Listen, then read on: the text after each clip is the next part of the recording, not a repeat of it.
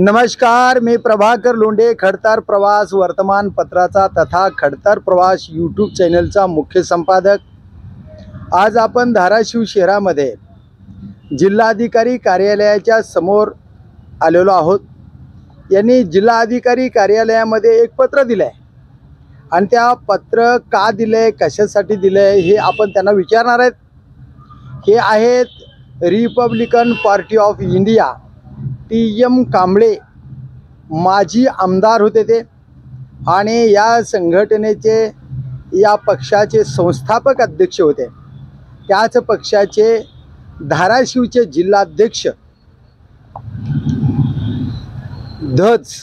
राज धज या नावाचे व्यक्ती आणि सर्वसामान्याचा कामाला वाचा फोडणारे आणि समाजामध्ये होत असलेल्या अन्यायाची तात्काळ दखल घेऊन भ्रष्टाचार समूळ नष्ट करण्यासाठी ही व्यक्तिमत्व सतत लढत असतात। तर यांनी निवेदन का दिलंय, कशाबद्दल दिलंय आणि कुणाचा निषेध केलाय हे आपण त्यांना विचारूया। आपल्या सोबत आहेत राज धज। राजजी, काय नेमकं केलं तुम्ही आज? जबे आज आम्ही जिल्हाधिकारी धाराशिव कार्यालय येथे अमित शहा तडीपार व वाचाळवीर अमित शहा गृहमंत्री यांच्या विरोधात त्यांना जोडे मारो आंदोलन केलेलं आहे। बर, त्यांनी पाठीमागल्या 4 दिवसापूर्वी जे काही संसदेत डॉक्टर बाबासाहेब आंबेडकरांविरोधात फॅशन बाबासाहेब हा जो वाक्यप्रचार केला, हा वाक्यप्रचार त्यांनी करायला नाही पाहिजे होता। एवढ्या वरच्या पदावर असलेल्या माणसाला जर हा वाक्यप्रयोग सुचतो म्हणजे काय की छत्रपती शिवाजीराजांच्या पायथ्याशी डॉक्टर बाबासाहेब आंबेडकरांनी मनुस्मृती जाळली। त्या मनुचे ह्या अवलादी आहेत की यांना काँग्रेस अडथळा नाही आहे, यांना मेन अडथळा आहे मनुस्मृती रिटर्न आणण्याकरिता डॉक्टर बाबासाहेब आंबेडकर आणि त्यांचं संविधान। की ज्या संसदेत बसून हे बोलतात, करतात, चालतात, ते संविधान डॉक्टर बाबासाहेब आंबेडकर यांच्या संविधानामार्फत निर्माण झालेलं फार उच्च स्थान आहे। पण यांच्या लक्षात येत नाही की आपण त्या स्थानावर बसून हे वाक्य वापरावं कसं। यांनी संपूर्ण भारताच्या आंबेडकरी चळवळीतल्या आंबेडकरी प्रेमी सर्वांच्या मनाला ठेच लागले। त्यांच्या जी काही त्यांनी वक्तव्य केलं, कसं ठेच लागली ते स्वतः म्हणतात। आम्हाला मनुस्मृती लागू करायची होती, आम्ही 400 पार जागा निवडून आणणार होतो, आम्हाला ही राज्यघटना बदलायचीच होती। त्यांचं काम आहे ती, आणि त्यांचं काम असताना तुम्ही त्यांना निषेध करून काय फरक पडणार आहे? नाही, ते त्यांचं काम ते करतील हो, पण बाबासाहेबांच्या अवलादी जिवंत आहेत ना अजून। परभणीमध्ये एक शहीद झाला म्हणजे असं नाही भारत संपला नाही, भरपूर आहेत शहीद व्हायला आणखी। मग प्रकाशजी आंबेडकर काल म्हणाले माहित आहे का, ही मुळाचाच त्यांचा विरोध आहे। नाही, ते फक्त मुळाचा विरोध आहे आणि त्यांच्या आता तोंडातून बाहेर पडलाय। म्हणजे अमित शहाना राज्यघटना बदलायची होती, भारताच्या पंतप्रधान नरेंद्र मोदी यांना राज्यघटना बदलायची होती। अनंतराव हेगडेवार म्हणाले होते फक्त 400 पारच्या जागा आम्हाला द्या, आम्हाला राज्यघटना बदलायची। आणि हे बदलणाऱ्या लोकाला निलंबित करा किंवा त्याच्यावर कारवाई करा, हे असं म्हणून कसं भागणार आहे? त्यांना कसं उत्तर द्यायला? त्यांना उत्तर तर फार खडतर उत्तर द्यावं लागणार आहे। पण विषय असा उगवतो इथं की हे जे सगळे पद आहेत डॉक्टर बाबासाहेब आंबेडकर निर्मित संविधानामार्फत झालेले आहेत। आम्ही कायद्याचा आदर करतो, आम्ही म्हणतो ना संविधान माझ्या बापानं लिहिले, आदर करतो, याच्यामुळं यांचा विषय चालला झालाय। पण असं या लोकांना पण लक्ष द्यायला पाहिजे, बाबा आता उद्या 1 जानेवारी आहे, आमचा इतिहास विसरून भागत नाही। मग त्याच्यानंतर तुम्ही आम्हाला विनाकारण उचकवू नका। संविधान ही आमची अस्मिता आहे, आमची अस्मिता आहे। आणि परभणीमध्ये एक शहीद झाला ना, अख्ख्या भारतामध्ये 85% आम्हीच आहेत। मग शहीद व्हायला रांगा लागतील त्यावेळेस मुद्दा जो आहे ना, ही मुद्दा आंबेडकर आंबेडकर आंबेडकर ही फॅशन झाली। आणि एवढेच नाव जर ईश्वराचे भगवानचे घेतले असते तर 7 जन्म स्वर्ग मिळाला असता, असं जे हे म्हणाले ना, कोण म्हणाले? ही अमित शहा म्हणाले। नाही, अमित शहा नाही हो, वाचाळवीर तडीपार अमित शहा गृहमंत्री। तर हे माणसावर तडीपार झाला ना, याला जामीन सुद्धा त्याच संविधानामुळे झाली। याचं जर भान असतं तर त्याने ही बोलला असता का? नाही, तो लायकच नाहीये. हा. तो जर लायक असता तर बोललाच नसता ना. खुर्चीवर बसायच्या सुद्धा लायकीचा नाहीये तो. म्हणून आमच्या शासनाकडे असं सरकारला विनंती आहे की बाबा या माणसानं खुर्ची सोडावी. आपल्या बौद्धाचे 13 माणसं निवडून आले आणि इतर मागासवर्गीयाचे जवळजवळ चर्मकार समाजाचे 12 माणसं निवडून आले. हो, आले.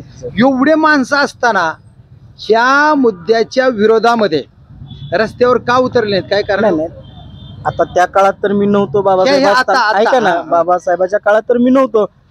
बाबासाहेबांना धोकाच शिकलेने दिलाय बरोबर. आणि हे पुढे जाणाऱ्याने दिलाय. बरोबर. जी काही गोरगरीब जनता आहे, ज्याला आपण अनपढ अंगठे बदल म्हणतो, हे कधीच गद्दार होत नाहीत. ह्या शिकलेल्यांनीच आमदाराचं काम आहे त्यांचं की बाबा रस्त्यावर उतरायला पाहिजे.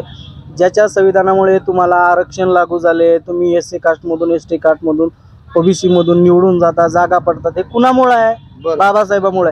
तुम्ही त्या जागेचा फायदा घेता, पण तुम्ही निवडून गेल्याच्या नंतर जे बाबासाहेबाचं काम आहे, मिशन आहे, ते पूर्ण करत नाहीत हे लोक. बरोबर. स्वतःसाठी जगतात ते. अशा माणसाला तुम्ही काय म्हणणार बरं? जे स्वार्थासाठी जगतात तिथं निवडून जातात हा. बाबासाहेबांच्या आरक्षणामुळे, हा. आणि तिथं निवडून गेल्यानंतर ज्या समाजाच्या आरक्षणामुळे आपण निवडून हो ना, जातो, हो ना. ज्या समाजाच्या मतावर निवडून जातो, हा ना, हा.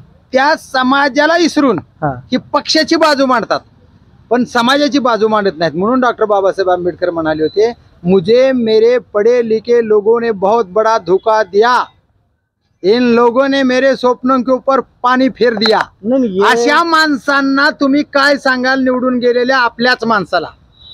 या आपल्याच माणसाला मला एवढंच सांगायचं की बाबांनो, विषय असा आहे की तुम्ही डॉक्टर बाबासाहेब आंबेडकरांनी जे संविधान दिलं त्याच्या आरक्षणावर निवडून जाता. त्याच्यानंतर निवडणूक होईपर्यंतच तुम्ही समाज ही गोष्टी बोलता. समाज निवडून गेल्यावर तुम्हाला समाज दिसत नाहीये. तुम्ही कुण्या पक्षामध्ये 50 कोटी घेऊन विलीन होईन, माझं भलं होईन हे करता. आता ह्या सगळ्यांना माझं सांगणं आहे बाबा, आता झालं ते झालं, पण आता प्रत्येक समाजामध्ये 15 ते 20% समाज जागा झालाय आणि तो बाबासाहेबांकडे ओढला जातोय. किती जर चिखलात असेल तरी तो बाहेर यायला तयार आहे. याच्यानंतर तुम्ही तुमची पोळी कशावर भाजणार आहे?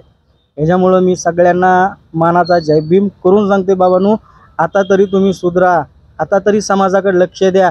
पण समाजाचं नका लक्ष देऊ, पण जे काय आपल्या महामानव डॉक्टर बाबासाहेब आंबेडकरांना बोलतात त्यांच्या विरोधात रस्त्यावर तरी या, म्हणजे आम्ही समजू की बाबा आम्ही एखाद्या माणसाला निवडून भाजपाकडून, शिवसेनेकडून, शरदचंद्रजी पवार राष्ट्रवादी, अजित पवार राष्ट्रवादी, एकनाथ शिंदे या सगळ्या पक्षाकडून निवडून गेलेले आपल्या समाजाचे माणसं, ते आपले नाहीतच. त्या माणसाला तुम्ही काय सांगाल? ते आपले नाहीतच, गद्दार आहेत ते. काय सांगाल काय मग त्याला? ते आपल्या आरक्षणावर निवडून गेले हो ना, मग ते बाबासाहेबांना बी गद्दार झाले. काय समाजाला त्यांना काय त्यांना एवढंच सांगितलं होतं की बाबांनो तुम्ही गद्दारी थांबवा. हे आता तुम्ही समजा SC ST OBC समाजातून जर निवडून गेला आणि पुढे जर तुम्ही मोठ्या पक्षात गेला तिथं तर तुम्हाला आरक्षणावर आलेला आहे हेच म्हणतात.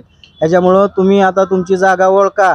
येणाऱ्या पुढील काही वर्षामध्ये सगळा समाज जागा होईल आणि तुम्हाला तुमची जागा दाखवेल की तुम्हाला निवडून का द्यायचं, कशाबद्दल द्यायचं. आपल्या समाजाच्या ताकदीवर मतावर निवडून गेलेले जी माणसं आहेत नाही आमदार खासदार, त्यांना काय सांगाल तुम्ही?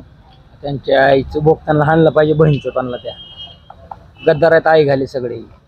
काय सांगशील रो त्याला? जोडपा शिव्या देऊ नका, पण त्यांना काय सांगाल तुम्ही? नीट बोला माझ्याला, समाजासाठी जागा व्हा म्हणा. तुम्ही आता जर न्याय नाही मिळाला तर तुम्ही काय करणार आहे? नाही, याच्यापेक्षा उग्र आंदोलन करू. ही सुरुवात आहे माझी. अमित तडीपार वाचारवीर अमित शाहला सांगणं आहे, हे सुरुवात आहे दादा. तू उद्याच्याला पत्रकार परिषद घे आणि नाक रगडून माझ्या अख्ख्या भारताची माफी माग. आता याच्यानंतर ह्याच्यापेक्षा अति उग्र आंदोलन होईल, त्याला सर्वस्व जबाबदार सरकार राहील. हे आहेत राजधज. यांनी स्पष्ट सांगितलंय की तात्काळ तुम्ही माफी मागा. डॉक्टर बाबासाहेब आंबेडकर यांच्या बाबतीत जी गलथान वक्तव्य आपण केलेलं आहे, त्याच बाबासाहेब आंबेडकरांच्या कायद्यानुसार, त्या कायद्याच्या ताकदीवर तुम्ही संसदेमध्ये जाता, संसदेमध्ये बोलता, त्याच नियमाने तुम्हाला बोलण्याचा अधिकार दिला. त्यांच्याच राज्यघटनेच्या नियमामुळे तुम्हाला या देशामध्ये संसदेमध्ये जाण्याचा मार्ग मिळाला. अशा डॉक्टर बाबासाहेब आंबेडकरांच्या राज्यघटनेच्या ताकदीवर पूर्ण देश चालतो. आणि देश चालवणाऱ्या राज्यघटनेला आपण 26 नोव्हेंबर 1949ला अंगीकृत केलेलं आहे की या राज्यघटनेच्या विरोधात आम्ही कधी वागणार नाही. पण त्याच राज्यघटनेच्या विरोधात तुम्ही वागलात आणि 26 जानेवारी 1950ला जी राज्यघटना लागू झाली त्या राज्यघटना लिखन करणाऱ्या शिल्पकाराला, डॉक्टर बाबासाहेब आंबेडकराला अपमान करणाऱ्या या अमित शहाला या देशातला एकही माणूस माफ करणार नाही. त्यांनी तात्काळ माफी मागावी असंच धाराशिव जिल्ह्यातून Republican party of India TM Kamble गट आणि या धाराशिव जिल्ह्याचे राजधस यांनी मागणी केली जिल्हाधिकाऱ्याकडे. तर बघूया येणाऱ्या काळामध्ये अमित शहा माफी मागतात का ते येणाऱ्या काळातच. मी प्रभाकर लोंढे, खडतर प्रवास वर्तमानपत्राचा तथा खडतर प्रवास यूट्यूब चॅनलचा मुख्य संपादक. या चॅनलला सबस्क्राईब करा, शेअर करा, लाईक करा, बेल आयकॉनचं बटन दाबा आणि असेच वेगवेगळे समाजहिताचे व्हिडिओ पाहण्यासाठी खडतर प्रवास यूट्यूब चॅनल सबस्क्राईब करा. धन्यवाद. जय हिंद, जय महाराष्ट्र.